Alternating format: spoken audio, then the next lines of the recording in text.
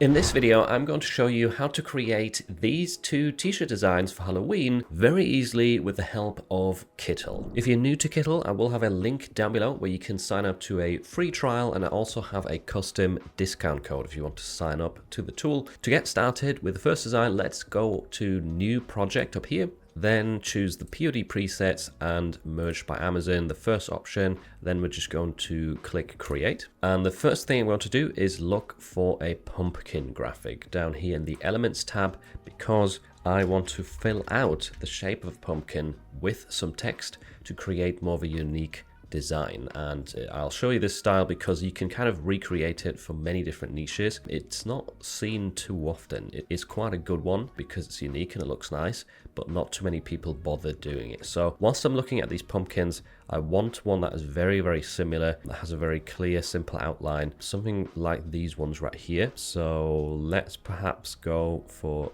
this one, and that's now been added to board right here. I'm going to zoom out a little bit by holding down Alt and just scrolling. You also have these buttons down here to zoom in and out. And the thing with this now is we don't really want the eyes and the mouth to be in this graphic, because that would kind of make it difficult to lay out the text. But it is a vector graphic. As you can see, you can change the colors very easily right here. So we're going to just change both of these to the same color. We'll give this a nice orange hue. Let's go to around here. Then I will copy the hex code and paste that into the next color as well. That didn't work. Let's do that again. There we go. Now we've got a completely orange pumpkin. You can increase the size of this and fill out most of the artboard, and then we can get going with laying out the text. And the phrase that I want to go with is "Brah, pretend I'm a pumpkin." I think generally this year, kind of combining the word "brah," which has been trending throughout the entire year, with some of the popular Halloween phrases could give you a bit of an edge, because it's more timely than just doing what was selling last year, giving it kind of a new modern spin. So let's begin by heading to the text tab over here. I'll click add headline. Now let's give this a different color. I actually want to click on this orange and then just slide this to the left, and because I want kind of a very faint light orange to work with right here. The font itself, we're going to change to KAPH, or KAPH. That's quite a fun looking font that I've just recently found. So if we increase the size of this box, we'll start at the top of this pumpkin and just call this, or write out "brah." And the first thing you want to do essentially when you're filling out these shapes is you want to make the text quite big so it reaches closer to the edges of your shape. So kind of like that. Also will close this box down a little bit like so. I think now we're ready to kind of give this a bit of shape and distort it to match the outline more. We're going to do that by clicking on transformation down here and then choose the distort option. And now you get these bounding boxes right here. Whoops, that is the pumpkin. We don't want to work with that. Can we lock this actually? Yeah, we can lock the pumpkin in place.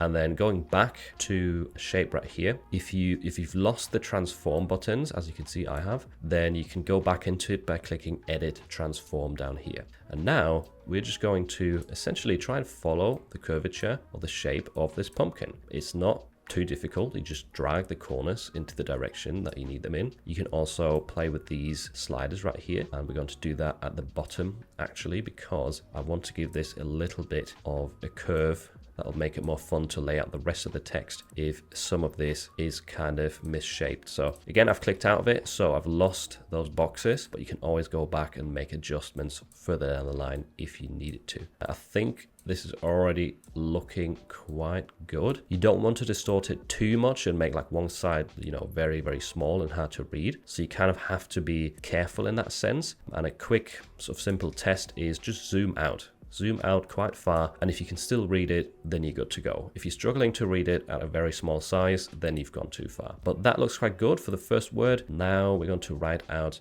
"pretend I'm a" in the middle, and then "pumpkin" at the bottom, because "brah" and "pumpkin" are kind of the most important words in this design. The rest is just part of the phrase, so we don't need to have it as big. So I just added another headline right there. I'm going to make this bigger, and let's write out the text. Draw out this box a bit, change the font again. Now I quite like the contrast between the black and these other colors that we've got, but I want to turn down the black a bit, not to make it too overbearing right here. And because we've got more of a subtle sort of white right here as well, and not like a strong plain white. Now that we've got this written out, we go back to the transformation field, go to distort. Now we need to try and, first of all, follow the curvature of the word above. So in order to do that, we need to, I think, pull this up right here. And I also want to kind of stretch this out quite a bit in general, because it is quite a lot of words in one line, and it was quite narrow before. If I just go back a few steps, you can see if I zoom out, that is quite hard to read. So I wanted to kind of be taking up more height, if that makes sense. Let's go back to this and try and make it fit these shapes of the pumpkin and the other text a bit better. As you can see, this does create very sort of fun designs. We can do it for so many different niches and topics. Just find a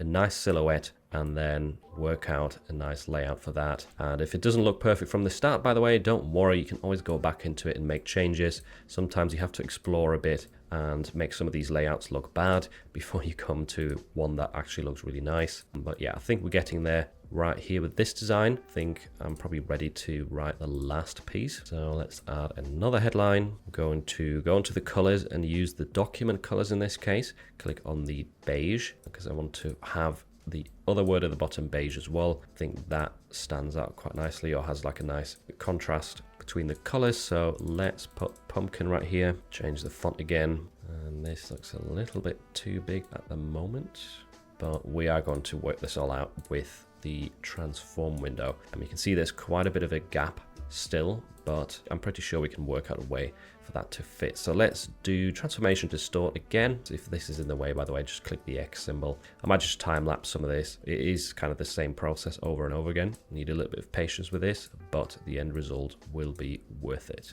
Right, and there we go. I'm pretty happy with that text layout. It does look like it sort of follows the shapes and the corners and everything very nicely. It's evenly spaced out. Now we can kind of move on to slightly decorating this pumpkin a bit, because whilst it's already quite a neat design, I think adding a few little stars, more other details that make it feel more like Halloween could definitely make a difference. What I'm going to do is I will go to templates right here, because my inspiration for this design came from another template, and I'll look for that template and see what they did. And if I type in Halloween right here and then actually open this page up, we should find it fairly quickly. And this is a good tip in general. Like if you get stuck during your design process and you're not sure how to kind of finalize things, just, look through the templates, look what other people are doing, and you can always import one of these templates and use elements of other people's designs. So here we've got the Eat, Drink, and Be Scary template that I actually used for inspiration for this one. I do like some of the elements that they used to decorate sort of the empty spaces. So some of these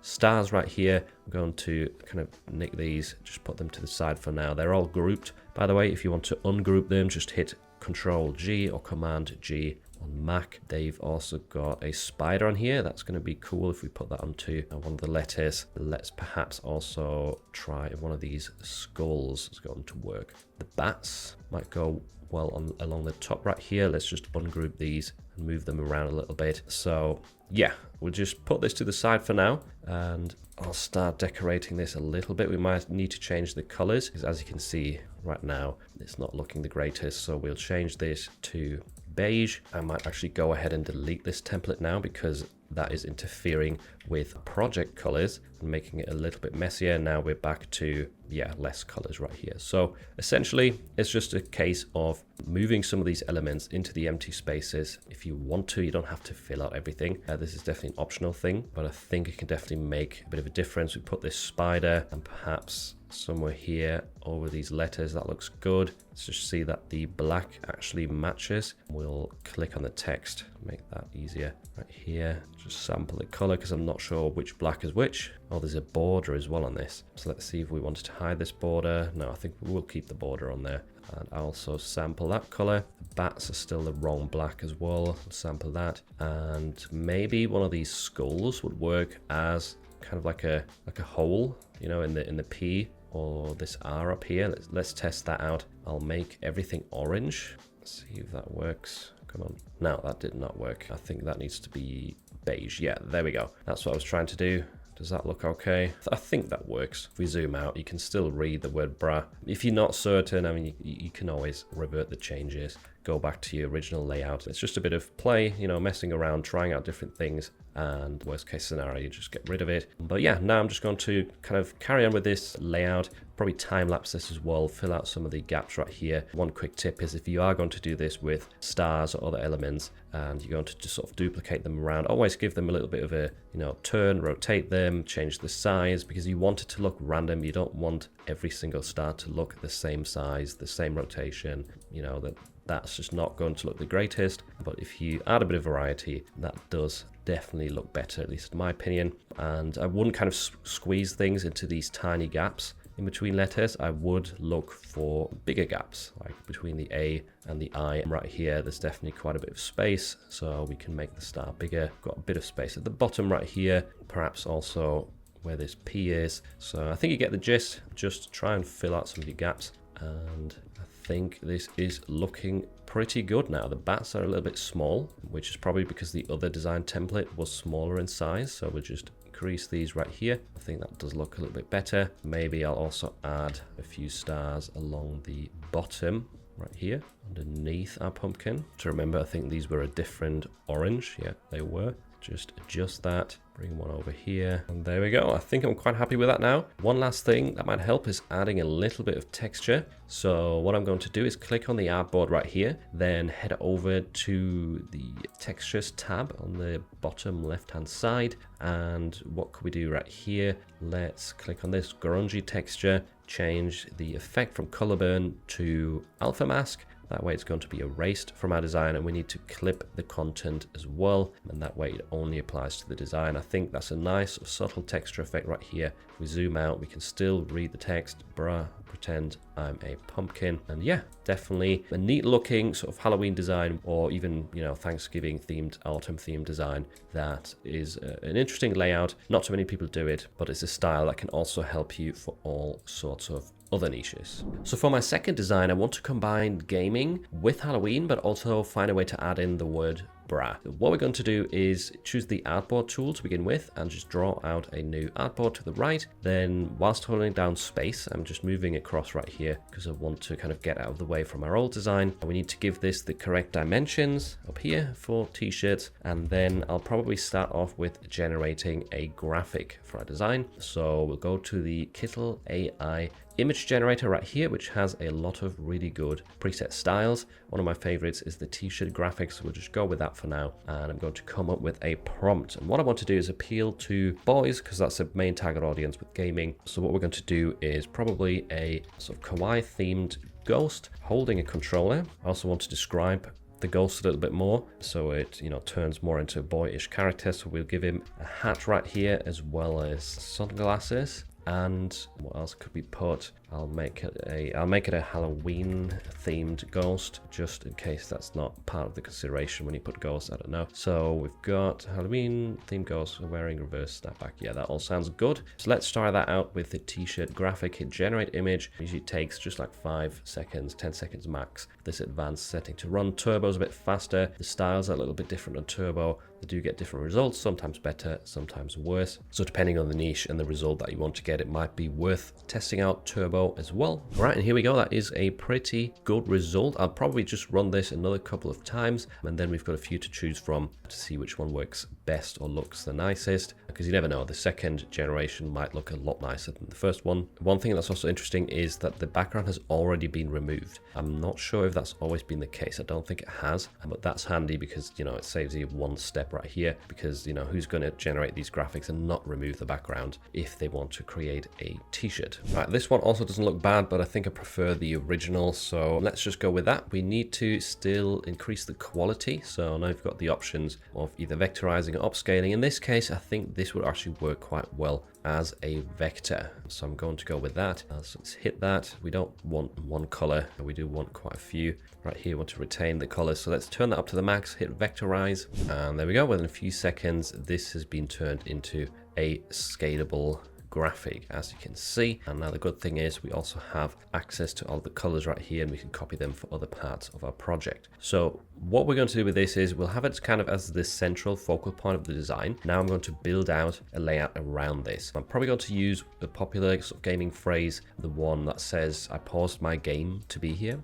and we'll start it off with brah. I paused my game to be here. So let's try and figure out a layout or find a layout in the template section that might work with our design. I'll go to templates over here and then I'll type in Halloween again. I mean, you don't have to do that, but I think it just helps since that's the topic we're designing for. Let's quickly scan through these, look for anything that kind of draws my attention. This is obviously very subjective. You might like different things to me. I'm also looking at what sort of elements are in the background of the graphics because we might want to have something behind the ghost. So here we go. This one caught my eye because we've got spooky in very big letters. We could change that to brah, and then we'll have the rest of the text probably at the bottom. I also like the fact that there's some sort of spider cobwebs in the back, so perhaps we'll use that for a ghost as well. So once you click on it, it gets open in the same project, and then you kind of move this about and use it for your own purposes. This is all grouped, so what I'm going to do is I'll move it off the artboard. I'll hit Control G again to ungroup these things. I don't need the cats, obviously, but I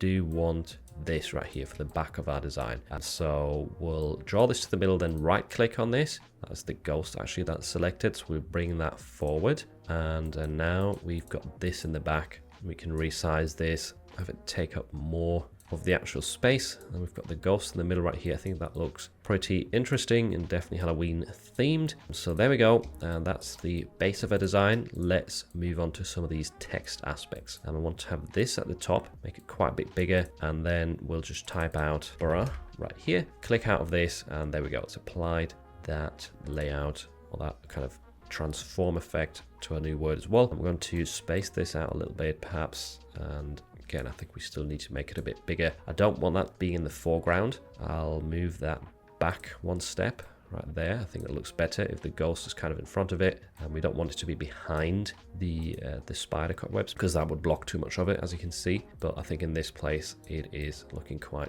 good. Now we need to kind of work on the other text at the bottom. Now this right here I think might be a bit difficult because it's individual letters. Yeah, I think that would be too difficult to work out. We'll go with this. We'll remove or change the transform on it because I don't want the arch going in that direction necessarily. Perhaps we'll give it like an angle. Or what else could we do? Maybe rise effect. Yeah, let's try rise, and that kind of follows the same direction as the ghost is looking or going. We kind of, you know, come past the controller a little bit. And we'll edit this tiny bit here as well. There we go. So now we've got a bit of text right here, and we can say I paused my game. Right, that's quite a lot of words to fit into this, but we'll make it work. We just need to actually lower the font size because we've got outside of the bounding boxes right there. There we go. And let's duplicate this down. By the way, I'm holding down Control and then dragging it in order to duplicate. Now we put to be here. This one, I'm probably going to change that to, let's do distort and trying to fill out this space, kind of like we were doing before on the pumpkin design. One more thing I want to actually do right here is make this work on orange. And because the other design we had, that works best on white, it doesn't really work on orange. Whereas with this one, I want this to be postable on,